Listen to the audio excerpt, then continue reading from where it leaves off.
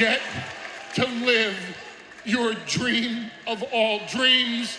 CM Punk, you are a Wrestlemania main eventer. We are back with a brand new episode of Weekly Roundup. We're going to be talking about Friday Night Smackdown. Let's get right on into it. We kicked off the show with the American Nightmare, Cody Rhodes, and then eventually he's joined by the Viper, Randy Orton, and they share just a beautiful moment in the ring, reminiscing, and Randy says that he's going to eventually come for that number 15, that world championship, if he can beat Cena at WrestleMania. Randy says that he's going to be coming for his title.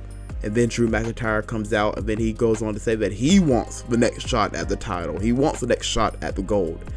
And then after beginning to insult Orton and then even threatening to break his back, Cody and Randy strike, but Drew is able to retreat, and the match is made for Randy versus Drew later in the show. But after an amazing showing between London's own Pretty Deadly and the tag team champions with Street Profits, the Profits are able to retain their tag team championships over Pretty Deadly.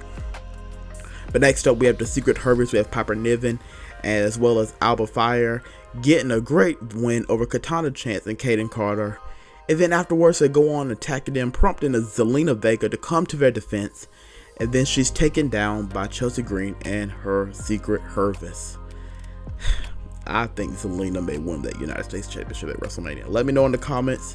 Chelsea versus Zelina, WrestleMania. Let me know what your thoughts are.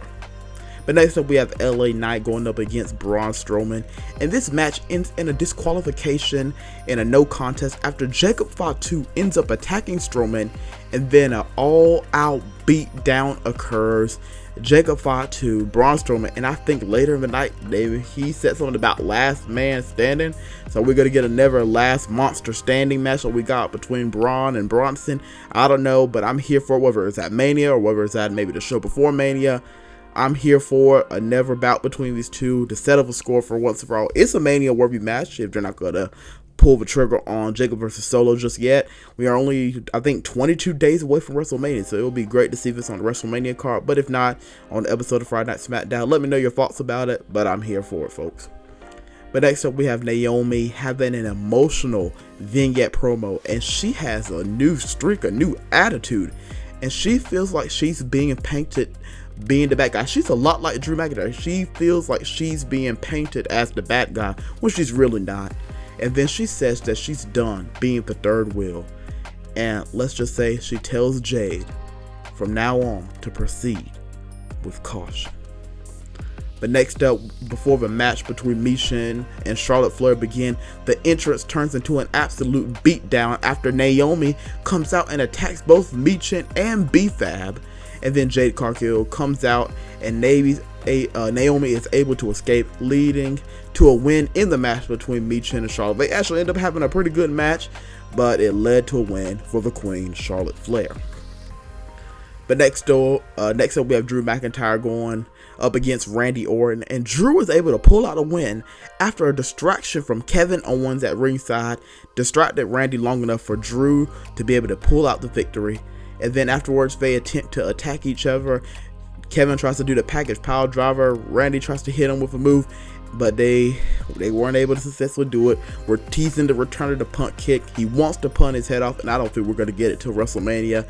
So, I don't know. Maybe we'll get it at the SmackDown before WrestleMania, but I think we're going to get it at least at WrestleMania. And I'm here for this feud.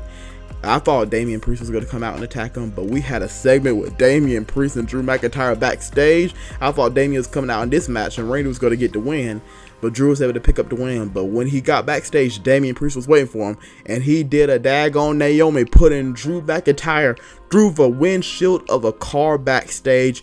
And folks, I'm here for this feud. I don't care what people are saying. I am here for it. We got the brutality, and I don't know, maybe this will warrant a no-holds-barred match. Let me know in the comments what your thoughts are for Drew McIntyre and Damian Priest.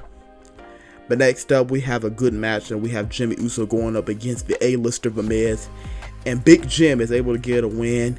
And then afterwards, he calls out Gunther as he heads into a match with the Ring General this Monday. But next up, in the main event, we have a heated contract signing between Roman Reigns, Seth Rollins, and CM Punk. and it's revealed that they will be main eventing Wrestlemania. Seth has a problem with it. He's out here crashing out. CM Punk he's grateful to the fans. Roman's like, I don't know why you're telling them thank you. You need to be thanking me.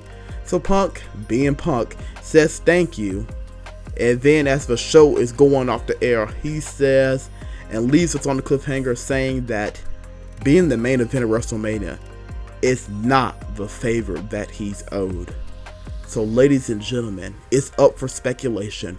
What is the favor? But with that being said, folks, please make sure to like and please make sure to subscribe. I hope you enjoyed this week's episode. I sure know I did. Always remember that Jesus Christ loves you and so do I. Check out Ministry Minute, check out Rising Up, and check out Fight for Supremacy coming out tomorrow. And folks, I hope everyone has a good weekend, a good rest of the week. And always remember, again, Jesus loves you and so do I. Take care, and God bless.